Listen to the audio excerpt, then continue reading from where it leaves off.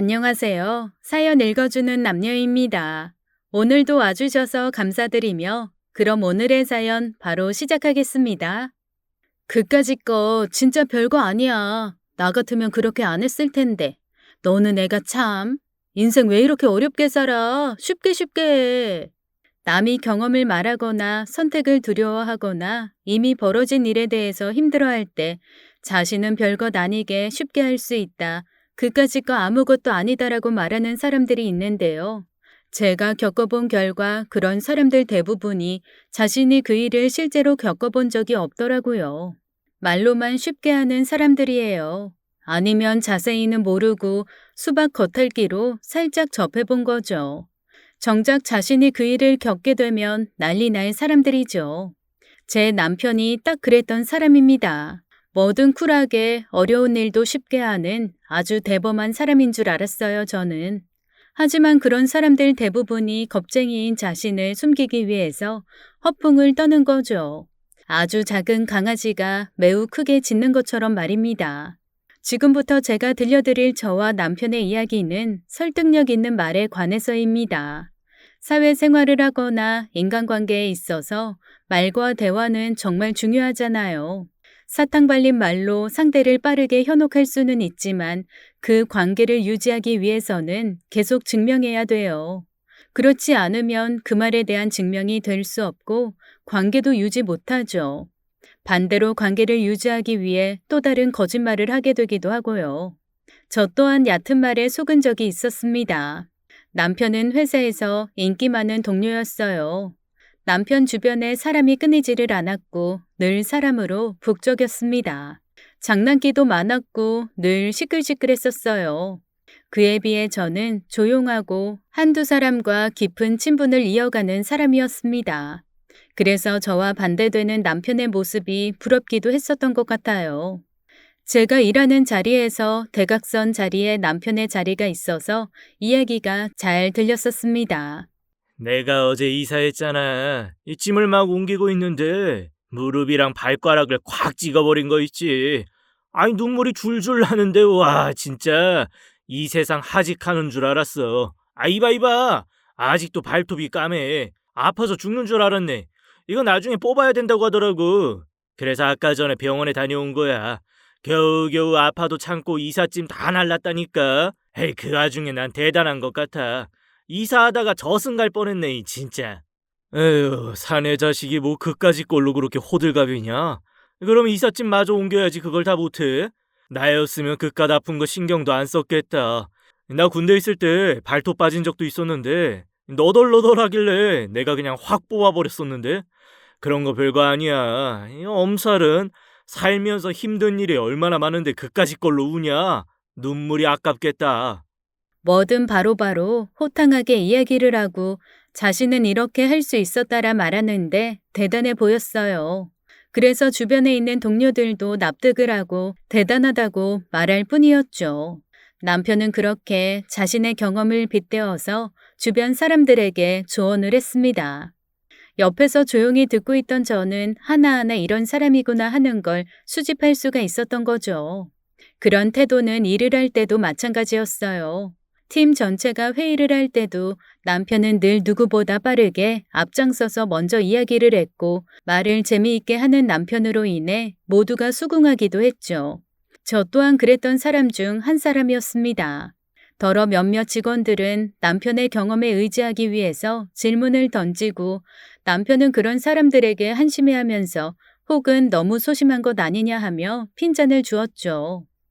네가 저번에 이거 일 처리할 때 이렇게 했다고 했었나? 아, 혹시 문제라도 생길까봐 걱정이 돼서 이렇게 하면 문제 없는 거겠지? 근데 이게 매뉴얼에 어긋나는데 진짜 괜찮을까 모르겠어. 네가 했을 때 별 문제 없었던 거 맞지? 나 진짜 너 믿고 이렇게 간다. 응?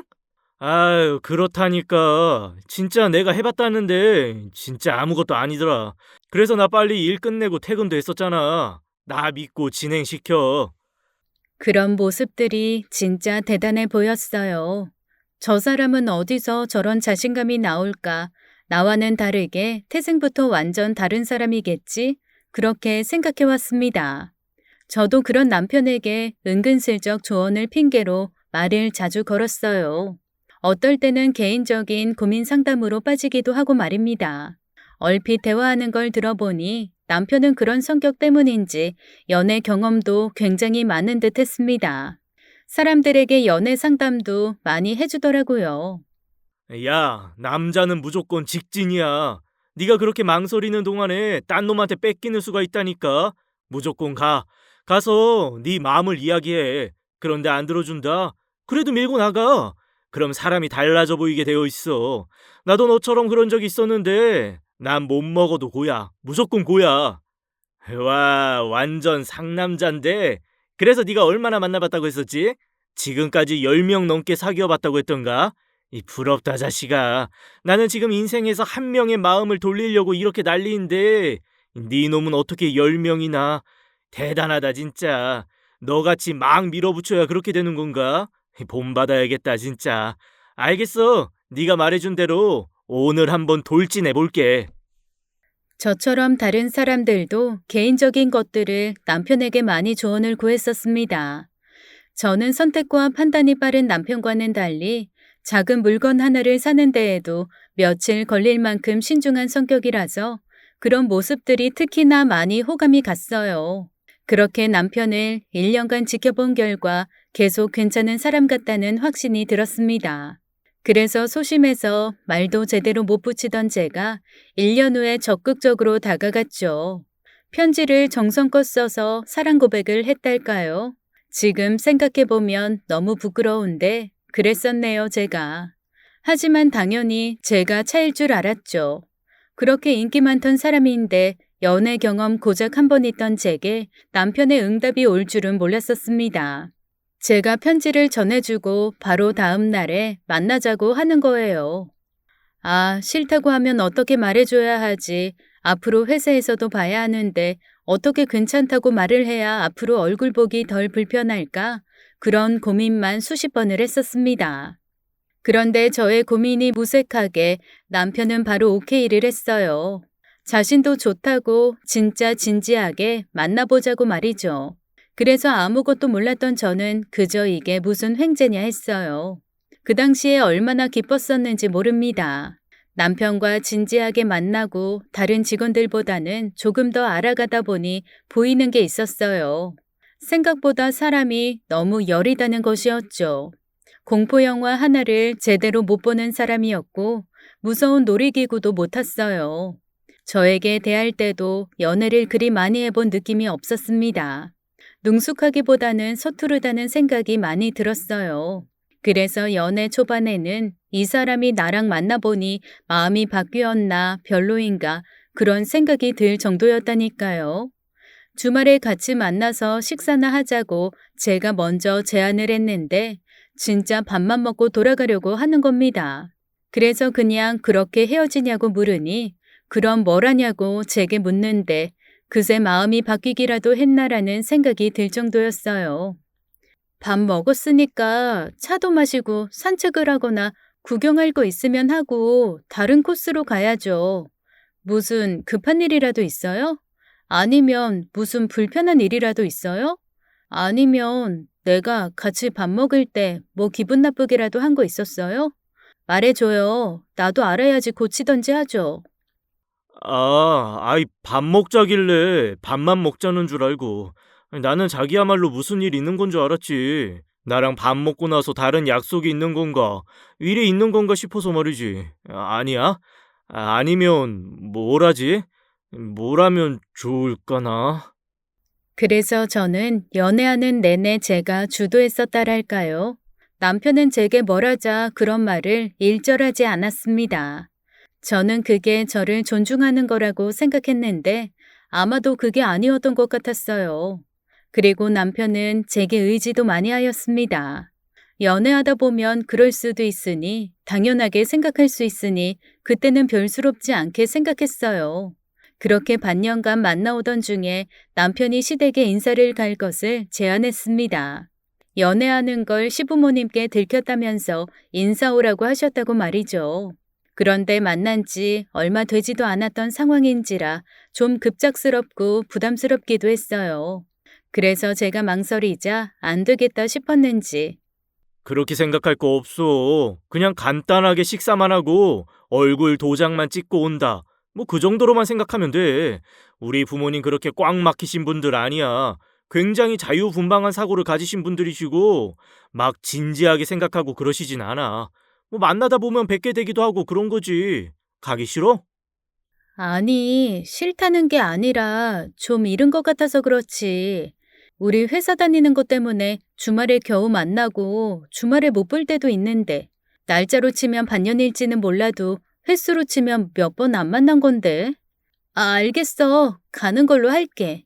남편이 서운해하는 게 너무 티가 많이 나서 어쩔 수 없이 가겠다고 했죠. 제가 말해놓고도 걱정이 태산이었습니다.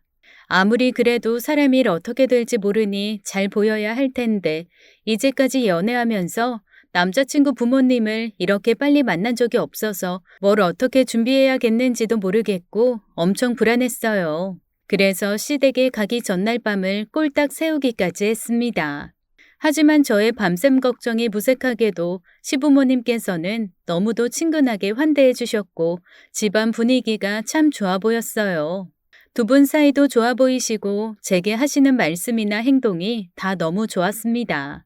꼭 원래부터 알던 사이처럼 어색하지 않고 어렵지가 않았죠.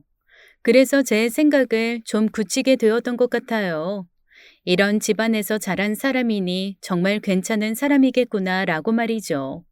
그렇다면 결혼하기에도 좋은 사람인 것 같다, 제격이다까지 생각했던 것 같습니다. 저 혼자 속으로 말이죠. 그리고 제가 그런 눈으로 바라보고 있다는 걸 느끼신 건지 시부모님께서는 시종일관 남편 칭찬을 하셨습니다. 간간히 거짓말을 하시는 것 같기도 했고요. 우리 애가 완전 쑥맥이라 어디 여자친구 하나 제대로 사귀어 본 적 없고 여자친구도 집에 데려와 본 적이 없는데 지금 이게 꿈인지 생신지 생전 처음이라니까. 그래서 우리가 얼마나 기쁘면 집으로 빨리 초대하라고 호들갑을 다 떨었겠어. 내가 아는 분들 이야기 들어보면 아들이 여자 생겼다 하면 이렇게들 초대를 꼭 해본다고 하더라고. 데려와서 어떻게 사는지 어떻게 자랐는지 제대로 보여주고 싫어서 가려면 가고 좋으면 빨리빨리 서둘러서 결혼시키라고 말이야.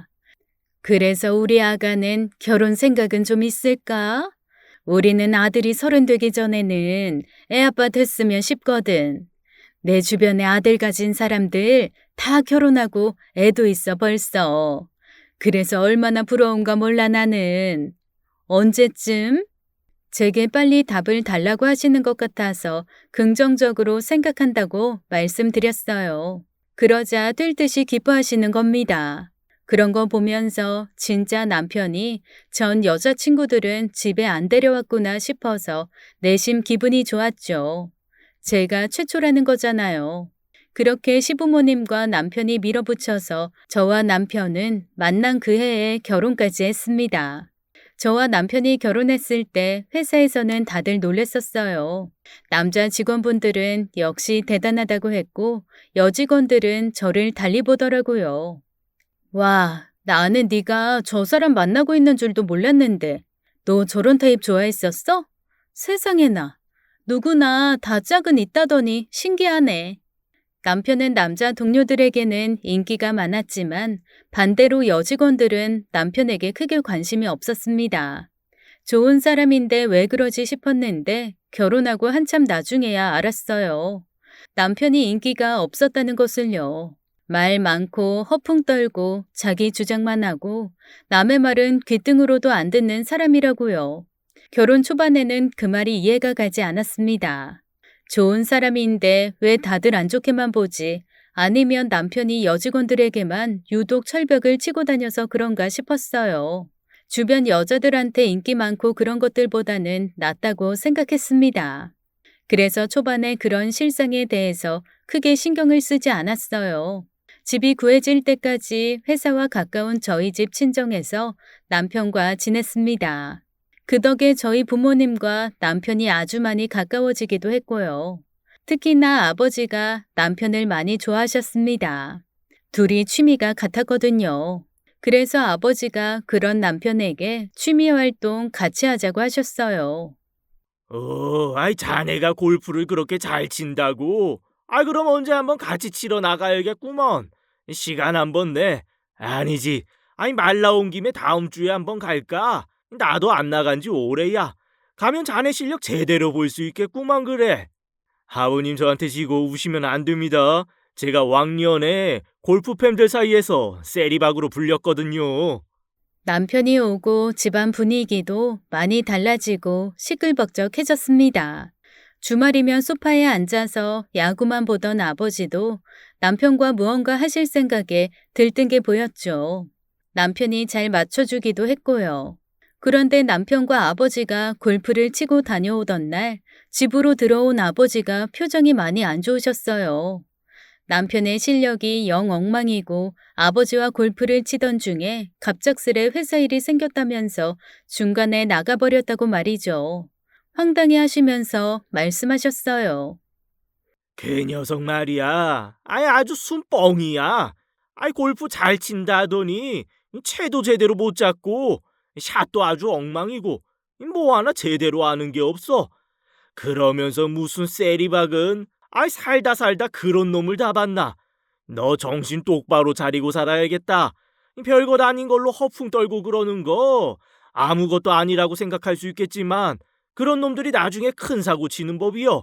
참을 수 없이 가벼운 녀석 같은 이라고. 조금 더 지켜봐야 알겠지만 남편 단속 잘해라. 어디로 튈지 모르니까.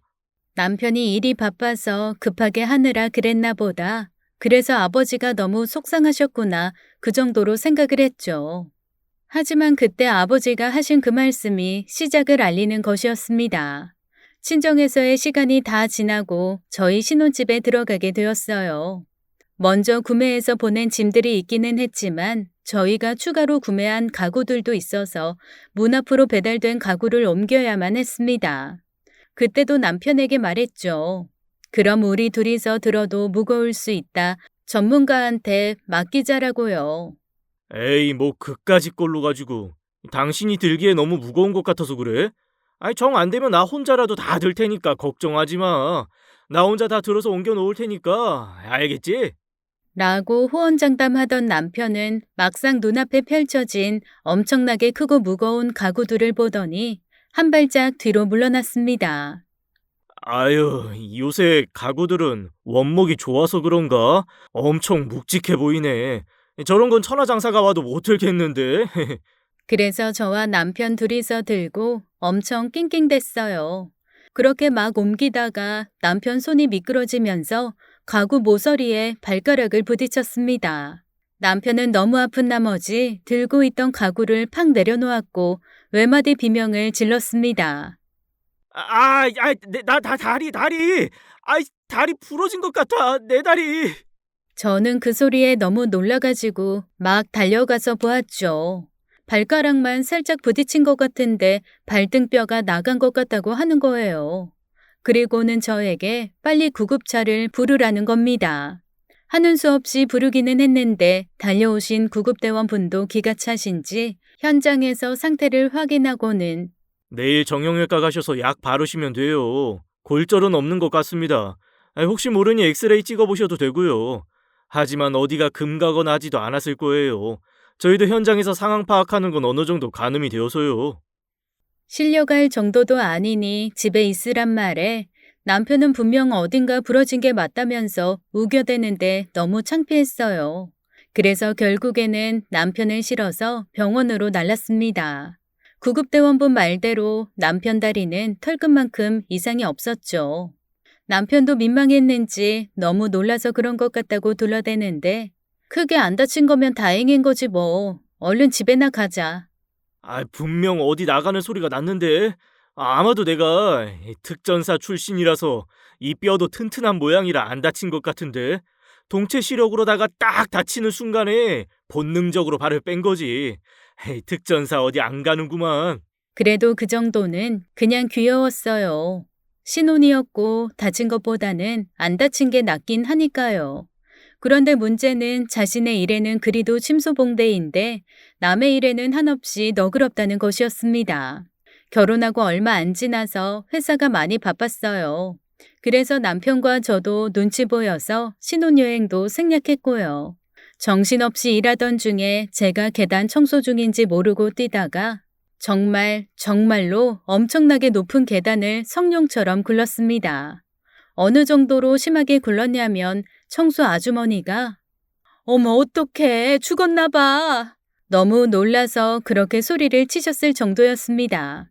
저야말로 살아남았다는 게 대단할 지경으로 심하게 굴렀었죠. 정신 차리고 딱 눈 떠보니까 회사 로비 천장이 보이더라고요. 제가 거의 2개의 층을 한 번에 백 텀블링으로 구른 셈이었죠.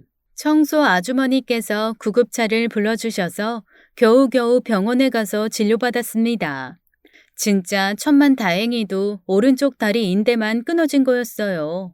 붓기가 가라앉을 때까지 석고 깁스를 임시로 대놓고 바로 회사로 돌아갔어요. 붓기가 다 가라앉아야 수술도 할 수 있다고 하더라고요.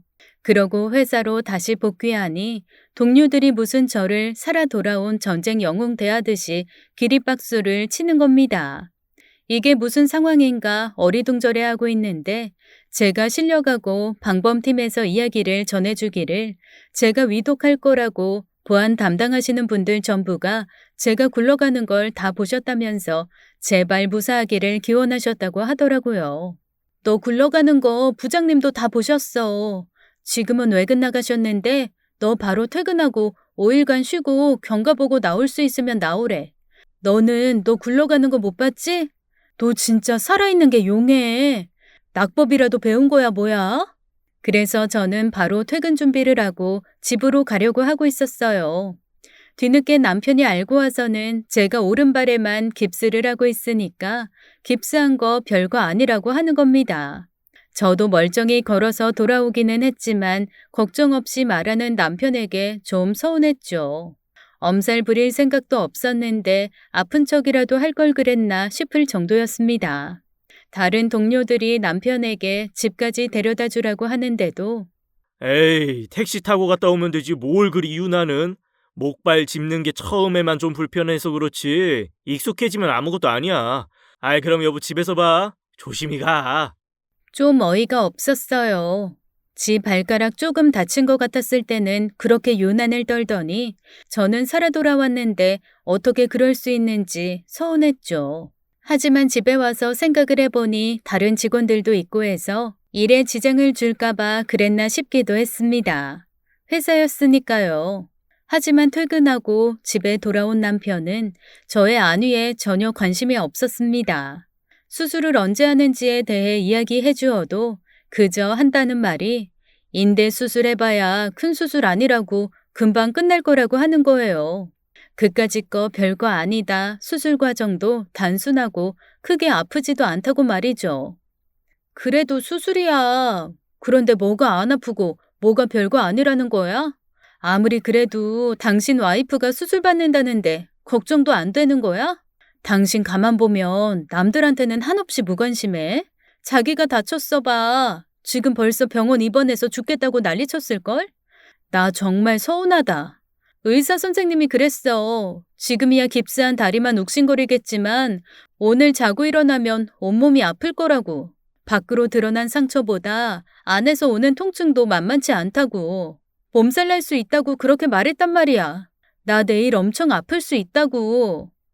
그제야 남편은 아픈 거 안 알아줘서 서운한 거냐면서 저를 우쭈쭈 해주는데 그게 더 기분이 나빴어요. 아픈 거 알아달라는 게 아니라 최소한 적어도 평범한 다른 사람들처럼 조금이라도 걱정해달라는 거잖아요. 그리고 의사 선생님 말씀대로 저는 다음 날 알아두었습니다.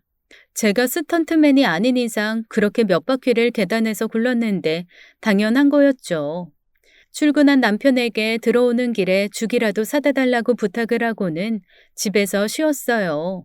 그런데 사람이 아프다고 죽 사달라고 하면 있는 약속도 깨고 일찍 들어오는 게 맞는 거 아닌가요? 남편은 없는 약속도 만들어서 술을 한 잔 마시고 들어왔더라고요. 진짜 너무 열받아서 남편이 들어오자마자 버럭 소리를 질렀습니다. 내가 죽 사다 달라고 한 거 잊었어? 어떻게 그럴 수 있어? 김 대리가 그러는데 원래 약속도 없었다면서. 그런데 당신이 집에 가봐야 나도 아프고 같이 밥 먹을 사람도 없다고 밥 먹고 술도 마시고 들어가자고 했다면서? 당신 제정신이야? 반대로 당신이 아팠어 봐. 나한테 빨리 들어오라고 난리 쳤을 거면서. 에이, 뭐 그거 가지고 그래. 죽 늦게 사다 줘서 그래? 당연히 당신 자고 있는 줄 알았지.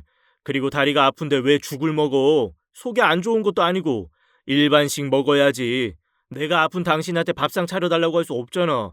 밖에서 해결하고 가면 잘했다고 할 줄 알았는데 이게 무슨 상황이지? 당신 요새 별거 아닌 거에 너무 예민해. 내일 수술 잘 받고 파이팅! 그렇게나 사람들 말 잘 들어주고 공감 잘하던 사람 어디 간 건지 남편은 공감 능력 제로에 자신의 일 말고는 관심이 없는 사람이었습니다. 제가 사람을 잘못 봐도 한참 잘못 본 것이었어요. 그뿐만이 아니라 제가 수술을 받고 며칠 병원에 입원하는 동안에도 남편은 죽을 병 아니라는 이유로 저를 크게 신경 쓰지 않았습니다. 하지만 생각보다 정말 통증이 심했어요. 마취가 풀릴 때쯤에 봉합한 자리가 불타오르는 것 같이 아픈데 혼자 병실에서 울면서 어찌나 서럽던지 사람이 너무 아프니까 아주 악이 받치더라고요. 그래, 너 아플 때 내 한번 두고 보자. 그런 마음이 정립되었습니다. 그리고 그 와중에도 저는 회사를 다녔어요. 깁스를 6개월을 해야 하는 마당에요. 남편은 자차로 출퇴근을 시켜주었지만 퇴근 후에 약속이 있으면 가차없이 절 버리고 갔습니다. 그러던 중에 시댁에서 가족 행사가 있었어요. 그 시기에 회사 일도 몰려서 남편에게 나 일도 많고 오늘 물리치료도 받으러 가야 하고 그래서 오늘 시댁 식구들이랑 식사하기로 했잖아. 거기 못 갈 것 같아. 당신만 가. 나는 다음에 갈게. 뭔 소리야? 일하느라 저녁 안 먹어? 그런 건 아니잖아. 당신 다리 하나 다친 거 가지고 뭐 그리 오래 끌고 가고 그래. 목발 짚고 가면 되는 건데. 그러면 엄마가 서운해하셔. 새로 식구 생기고 하니까 식사 자리 마련한 거잖아. 그런데 주인공이 빠지면 어떡해? 나 진짜 너무 힘들어서 그래. 당신이야 자기 식구들이니까 가서 밥만 먹고 오는 간단한 거겠지만 나는 아니야. 다리 불편해서 제대로 씻지도 못했는데 뵙기 민망하기도 하고. 진짜 일이 많아서 오늘 안 하면 내일 일이 더 쌓여. 밥 못 먹고 일할 생각까지 하고 있으니까 당신 혼자 가. 당신은 진짜 너무 유난을 떨어대. 별거 아닌 일을 크게 만들고 주변 사람들 불편하게 하고 말이지. 나 같으면 조금 불편해도 참고 할 것 같은데. 결국에는 어쩔 수 없이 일을 하다가 시댁 식사 자리까지 남편이랑 가서 식사를 하다가 저만 빠져나와서 힘들게 택시를 잡아서 다시 회사로 와서 야근까지 하고 또 벌벌 떨면서 택시를 잡아타서 밤 11시까지 집에 도착했죠. 남편은 늦게까지 식구들과 술자리를 하는지 아직 집에 안 왔더라고요. 그러다가 제가 집에 오고 얼마 안 지나서 술이 떡이 되어 들어왔습니다. 술을 얼마나 먹었는지 막 토하고 힘들다고 울고 난리를 치는데 속이 너무 안 좋다면서 빨리 편의점 가서 숙취 해소제 좀 사다 달라는 거예요. 나 위장이 다 나올 것 같아. 너무 힘들어. 당신이 약 좀 사다 줘. 좀 오래 걸리긴 해도 응급실 가는 것보다는 낫잖아. 편의점 좀 갔다 와. 나 이러면 내일까지 못 잘 것 같아. 아이, 내일 회사 출근은 해야 할 거 아니야. 결국에는 죽겠다고 난리를 피워서 약을 사왔죠. 와보니까 자고 있더라고요. 진짜 너무 얄미워서 숙취 해소제로 머리통을 막 때렸어요. 그래도 분이 안 풀리더라고요. 그리고 너무 웃긴 게 다음날 제가 아닌 남편이 병가를 냈습니다. 술이 안 깨서 너무 힘들어서 출근 못하겠다고 해서 말이에요. 사람이 질린다고 해야 할까요? 그 꼬락서니까지 보니 남편한테 물리더라고요. 내가 대체 저런 사람 뭘 보고 결혼까지 했나 선택한 저한테 화가 치밀었습니다. 그런데 그 와중에 더는 화도 못 날 일이 생겨버렸어요. 아이가 생긴 겁니다. 깁스도 못 풀고 일도 많고 아이까지. 도저히 제가 감당이 안 될 것 같아서 회사에 잠시 휴직계를 내겠다고 말했어요. 아무래도 휴직계 내야겠어. 깁스도 2달이나 뒤에 풀어야 되고 깁스 풀어도 목발에 의지해야 할 수도 있다는데 배도 무거워지고 목발까지. 그러다가 넘어지기라도 하면, 어휴, 생각만 해도 끔찍하다. 그래서 무조건 쉬어야 돼. 힘들어서 안 돼. 아니 무슨 아직 초기인데 배불러서 목발 짚고 다닌다는 소리를 해. 우리 누나는 배가 남산만해질 때까지도 일하다가 애 낳을 때 돼서까지도 일 그만 안 뒀다니까. 그렇게 힘들다 생각하면 사람이 나약해지는 거야.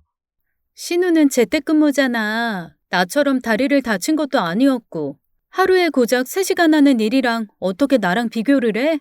말도 안 되는 소리라고 있어. 당신 그렇게 몰라줄 거면 나랑 임신육아교실 한번 갔다 와. 다녀와서도 자기 의견 같으면 군말 없이 회사 다닐게. 굳이 그렇게까지 할 필요가 없는데 경험해보지 않으면 끝없이 헛소리만 떠들어댈 남편을 위해서 임신 육아 교실의 모든 과정을 다 신청해버렸습니다. 그래서 주말에 아침 8시부터 밤 8시까지 모든 체험을 다 하게 만들었죠. 특히나 남편이 제일 많이 감명받은 것이 아이 출산 통증을 느끼게 하는 거였어요. 다른 남편분들도 같이 했는데 저희 남편만 주리를 트는 것처럼 소리를 질러대는데 나중에는 울더라고요.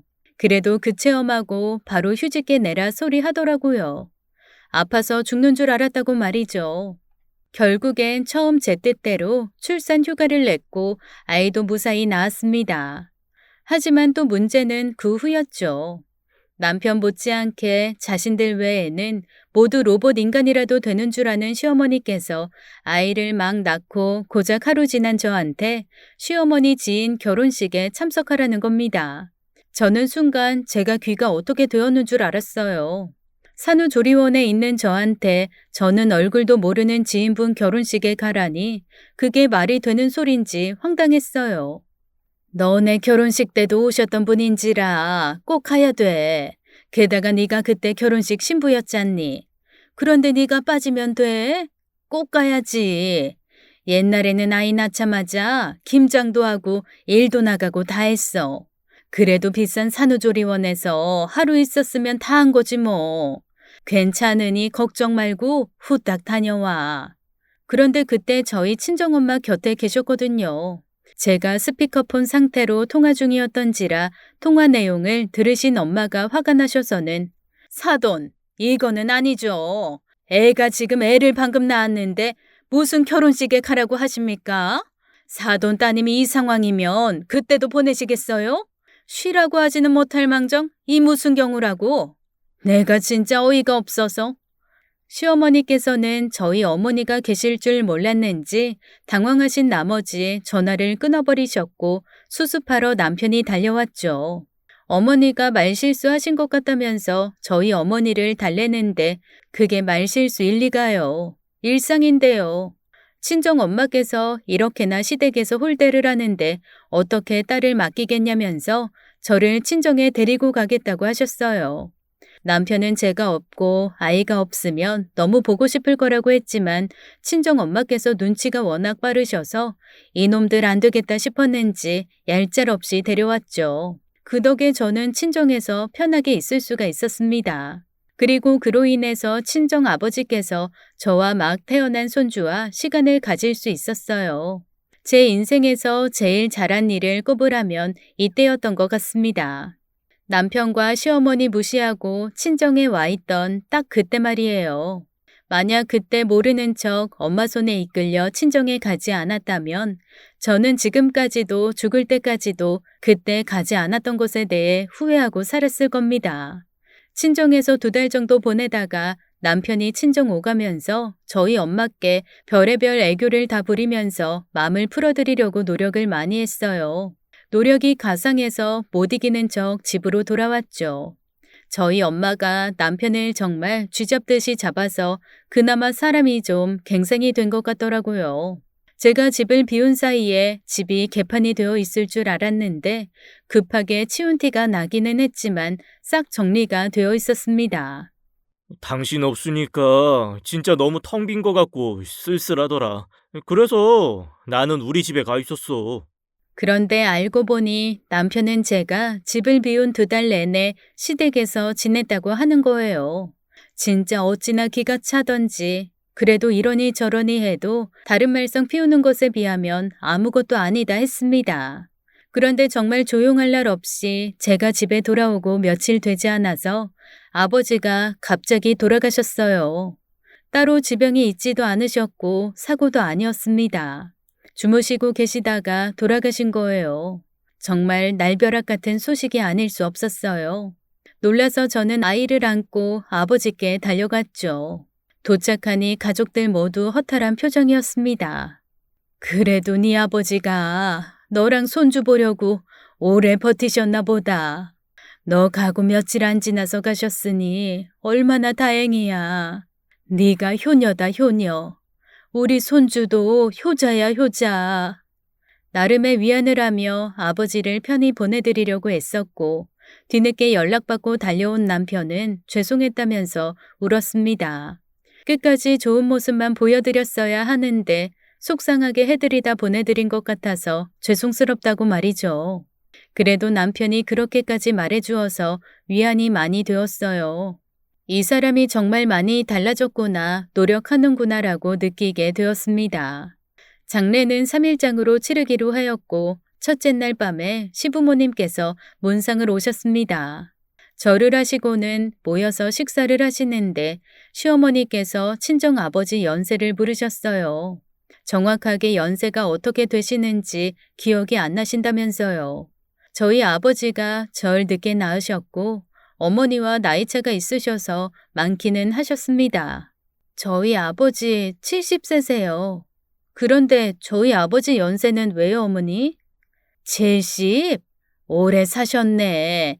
70이면 살 만큼 다 사셨지 뭐. 때 돼서 가신 거야, 때 돼서. 저를 위로한답시고 하시는 말씀이신지 뭔지는 모르겠지만 전혀 위로는 되지 않았고 굉장히 기분이 나빴습니다. 나이가 많으신 건 맞지만 다 살아서 가셨다라고 할 만큼 연세가 되진 않았다 생각하거든요. 그런데 정말 남 이야기 하듯 그것도 저희 아버지 장례식장에서 그리 말씀하시는데 기분이 너무 나빴지만 그래도 거기까지 와주신 것에 대한 일말의 고마움으로 내색은 하지 않고 있었어요. 그런데도 시어머니께서는 계속 기분 나쁜 말씀만 하셨습니다. 제때 가셨으니 호상인데 무슨 장례를 3일씩이나 하나 요즘 세상에. 사람들 사는 것도 바쁜데 붙들어 놓고 너무 민폐야. 아가, 사돈이 꼭 3일 다 하신대니? 애기 데리고 장례식장에 오래 있으면 악귀가 붙을지도 모른다던데. 저도 참다 기분이 너무 상해서 어머니, 이제 그만하세요.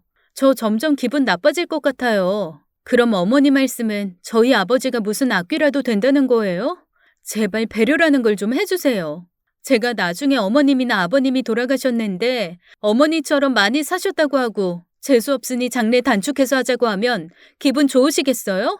계속 그런 말씀만 하시려거든 그만 돌아가 주세요. 불쾌하네요. 시어머니께서 제게 한 소리 하려는 걸 남편이 매달려 말려서는 돌아가셨고 저는 시댁 식구들이 전부 돌아가고 나서야 엄마와 함께 부둥켜 안고 울었습니다.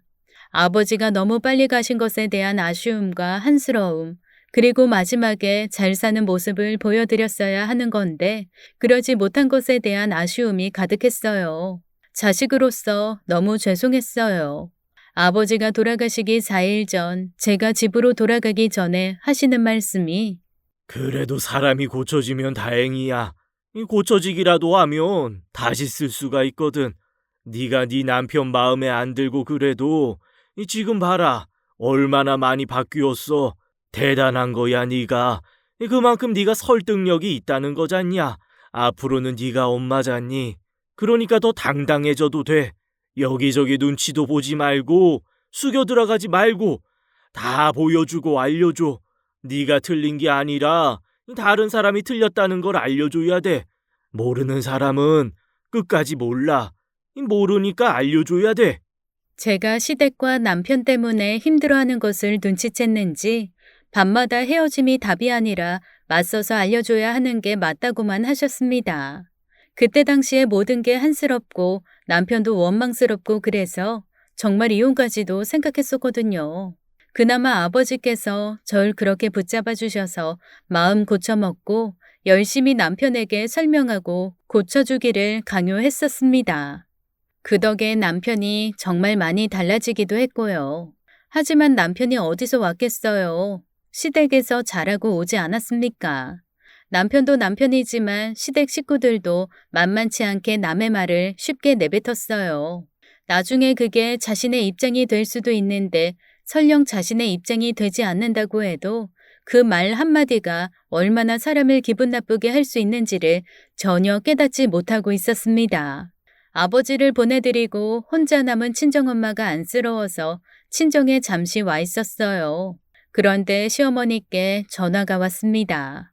시어머니 환갑잔치가 3일 뒤라면서요. 내 환갑잔치 우리 애들이 싹 다 준비해준다고 하거든. 아가 너는 부담 없이 오기만 하면 된다. 집에서 준비한다고 하니까 내일 들르렴. 애들이 그러는데 준비할 게 한두 가지가 아니라고 하네. 어차피 잔치 비용은 우리 애들이 다 부담했으니까 너는 와서 준비만 좀 도우면 돼. 알겠지? 될 수 있으면 내일 오전에 일찍 오고. 당연한 듯이 환갑잔치 준비하러 오라는 시어머니 말씀에 저도 당연한 듯이 남편만 보냈습니다. 상황 뻔히 다 아시면서 아무리 환갑잔치가 그렇게 중요하신다 한들 상당한 지 며칠이나 되었다고 잔치를 준비하자 하시는지 경우가 너무 없어서 무슨 일인지 친정엄마께 말씀드리지도 않았어요. 부끄러웠어요. 제가 결혼을 선택한 시댁이 고작 그 수준이라는 걸 친정엄마께 굳이 알리고 싶지 않았습니다. 그렇게 남편만 보냈던 그날 밤 시어머니께 또 전화가 왔어요. 내가 네 사정을 모르는 건 아니다만 어떻게 네 남편만 홀랑 보내니? 직접 와서 사정이 안 좋아서 못하겠다. 친정에 있겠다고 말할 수 있지 않니? 그리고 마지막으로 내가 나이 먹은 어른으로서 말해주는 건데 말이야. 죽은 사람은 죽은 사람이고 산 사람은 산 사람이지. 어떻게 그렇게 오랫동안 죽은 사람 끼고 사니? 안 그래? 그렇게 죽은 사람 끌어안고 지내면 죽은 사람도 억울해서 못 가겠다. 빨리 좀 보내드려라. 하지만 그때는 아버지 돌아가시고 고작 4일째였어요. 그게 어딜 봐서 오랫동안인가요? 이해가 되지 않았습니다. 그런데 제가 가지 않고 남편을 보낸 것이 생각할수록 괘씸하셨는지 시어머니께서는 그 후부터 저를 더 안 좋게 보시기 시작하셨어요. 괜한 트집을 잡으시기도 하고 어떤 날에는 제게 인생을 너무 세세하게 하나하나 다 연연하고 살면 어떻게 사느냐면서 제 성격이 답답하다고 하시는 겁니다. 그럼 저를 낳아주고 길러주신 아버지가 돌아가셨는데 일주일도 안 돼서 아무렇지 않은 듯 지내야 하나요? 대체 누굴 위해서 그래야 하는 건지 저야말로 이해가 가지 않았습니다. 그래서 남편에게 토로했죠. 시어머니의 생각이 납득이 안 간다. 친딸이라고 해도 이렇게까지 매정하게 하실 수 있을까라고 말이에요.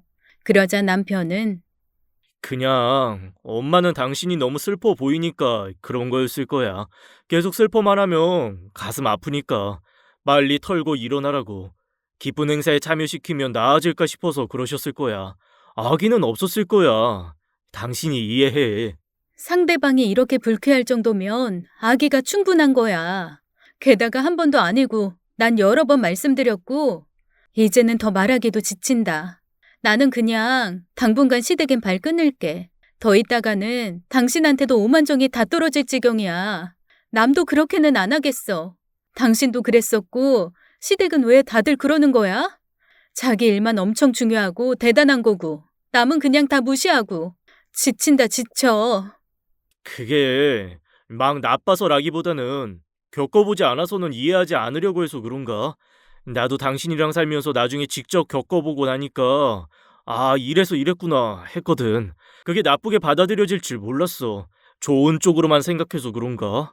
그러기엔 제가 여태 상처받은 일들이 너무 많아서 그렇게 생각되지 않았습니다. 할 수만 있다면 시댁이랑 연을 끊고 살고 싶었죠. 이혼은 쉬워요. 정말 싫으면 안 보고 정말 남으로 살면 편한 건데 돌아가신 저희 아버지 말씀으로는 한 사람 한 사람 불편하다는 이유로 온 세상과 이혼하고 살 수는 없는 노릇이니 더 많은 대화를 해보고 상대를 이해시켜 보라고 하시더라고요. 편한 방법을 계속 쓰면서 살다 보면 옆에 아무도 없다고요. 지금 이렇게 끝없이 시댁에 대한 불만을 늘어놓는 제게도 분명 잘못된 점이나 저조차도 인지하지 못하고 있는 단점이 있을 거예요. 그래서 기다리면서 달라지길 바랬습니다. 남편이 바뀌어 갔었던 것처럼 말이죠. 하지만 남편처럼 바로 곁에서 제대로 자신이 그 일에 처하지 않는 이상은 시댁 식구들은 변함이 없었습니다. 뭐든 저는 쉬운 일을 어렵게 하는 사람이었고 본인들은 쿨하고 이성적이며 주변 사람들에게 폐를 끼치지 않는 심플한 삶이라고 자부하고 있었습니다. 그렇지만 인생은 늘 마음대로 되지 않는다는 걸 시아버님께서 친히 보여주셨어요. 외출하셨다가 돌아오시는 길에 사고로 시아버님께서 돌아가셨어요. 갑작스러운 소식에 저도 놀라서 급히 아이를 데리고 병원으로 갔고 시어머니께서는 이미 쓰러지신 상태셨고 신우들은 정신을 거의 잃은 상황이었습니다. 남편은 병원이 떠나가라 울부짖고 한동안 시댁과 거리를 두었던 저도 눈물이 났습니다. 장례를 준비하면서 저는 3일 내내 시아버님 빈소에 머물며 도와드렸어요. 돌아가신 아버지 생각도 나고 기분이 많이 안 좋은 상태였죠. 거리를 두고 제대로 연락도 안 하던 제가 그래도 시아버님 장례식이라고 발벗고 도와드리니 그제야 시댁 사람들이 고마워하시더라고요.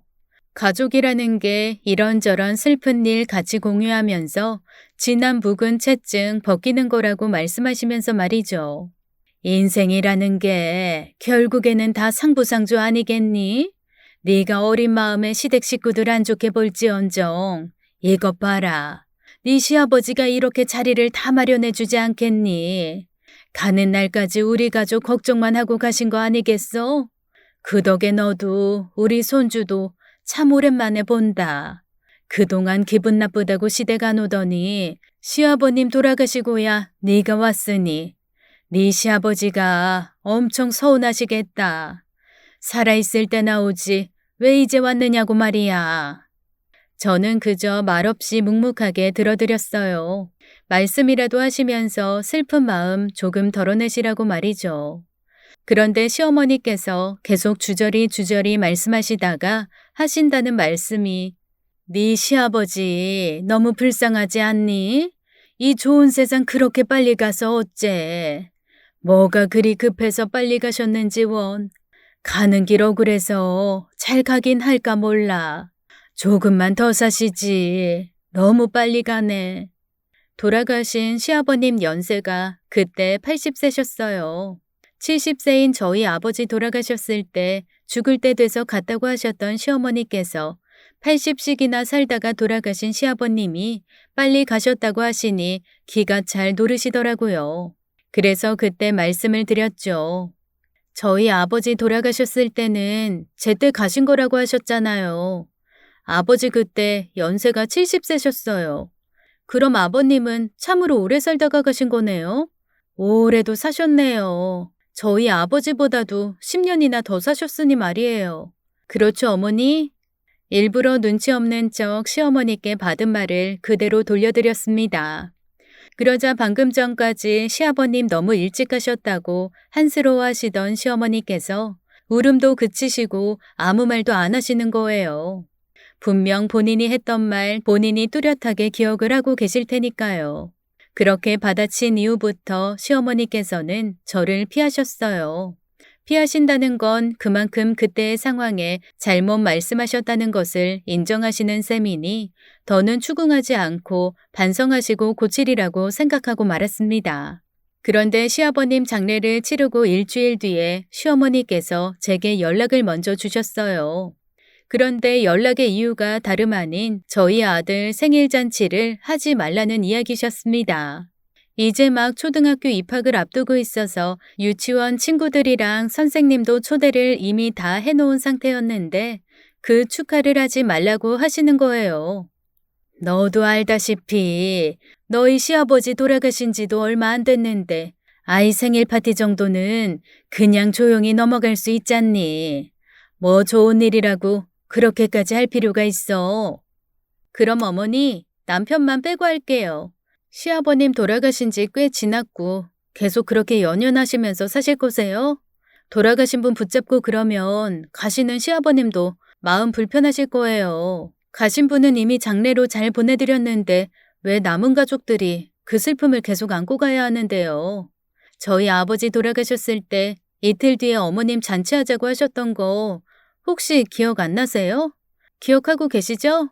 왜 어머님 상황에서는 용납이 되고 저의 상황에서는 다 안 된다고만 그러세요? 이게 말이 된다고 생각하세요? 그럼 제가 그때 결국엔 끝까지 가지 않았으니까 이번에도 저희끼리 할게요. 저희 아들한테 그럼 할아버지 돌아가셨으니까 한 달 전에 돌아가셨으니까 이번 네 생일은 하지 말자라고 할까요? 어머님이 생각하셔도 너무 말이 안 되죠? 정 마음 불편하시면 아이 생일에 남편이랑 어머님 다 모른 척 하셔도 돼요. 저는 상관없어요. 다만 생일 파티는 할 거예요. 정말 제 말에 납득을 하신 건지 아니면 이제는 나이를 많이 드셔서 저와 더는 다투기 싫어 그러시는 건지 모르겠지만 그런 일들이 있고 시어머니께서는 제게 무리한 것들을 강요하지 않으셨습니다. 남편도 아들이 커가고 집안의 가장으로서 무게감이 생겼는지 이전처럼 자신의 일은 크게 여기고 자신 외의 사람들에게 대충 말해주는 습관을 버렸어요. 아이는 부모의 거울이라고 남편을 붕어빵처럼 따라하려 드는 아들 덕에 더더욱이 그랬죠. 나는 되는데 너는 안 되고 식의 모든 것들을 벗어던지고 거리낄 것 없이 살고 있습니다. 지금까지 사연 읽어주는 남녀였습니다. 끝까지 함께 해주신 여러분 감사드리며 저희는 다음 사연으로 돌아올게요. 감사합니다.